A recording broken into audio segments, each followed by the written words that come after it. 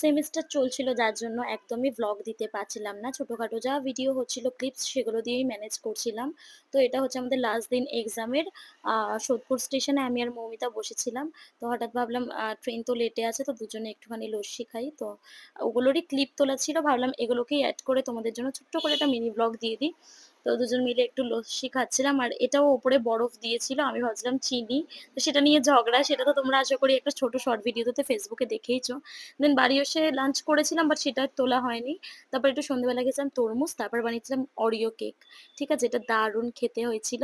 তারপর এক জায়গায় ইনভিটেশন ছিল পাড়াতেই একটা বাচ্চার জন্মদিন ছিল। তো সেখানেই গেছিলাম। ছাদে জন্মদিনটা হচ্ছিল। আমি তো খুবই খুশি হয়েছিলাম বিকজ অনেক হাওয়া দিচ্ছিল ছাদে আর খুব ভালো লাগছিল। দেখো দেখতেও কতটা সুন্দর লাগছে ছাদে। তো তারপরে আমার মা, ছোট কাকি, আমার বোন, ভাই সবাই মিলে বসেছিল এক জায়গায় কিছুক্ষণ। তো তারপর এই দেখো যার জন্মদিন তাকে জুম করে দেখালাম মাথার মধ্যে ক্রাউন দেয়া। দেন আমরা ডিনার করে নিলাম।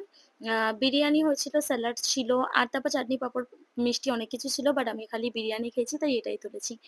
তারপর নেক্সট ডে সকালবেলা মানে আজকে সকালবেলা একটু ব্রেকফাস্ট করে নিলাম। আমি এখানে অনেকদিন পর একটু blueberry yogurt and banana and oats দিয়ে একটুখানি খেলাম ইয়োগার্ট বোল বানিয়ে।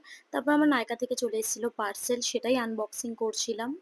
কি নিয়েছি না নিয়েছি সেটা একটা অন্য ভিডিওতে দেখাবো, ঠিক আছে? অন্য একটা আনবক্সিং ভিডিওতে দেখাবো। তো তারপরে আমার নানু চলে যাচ্ছিল একটুখানি, ওর ফুটবল খেলা ছিল। তো ওখানেই যাচ্ছিল তো আমার সাথে একটু দেখা করে গেল। তারপর আমি কত প্রোডাক্ট এগুলো সব ফেলে দেবো বলে বার করেছি। তো আজকের ভিডিওটা এই পর্যন্তই।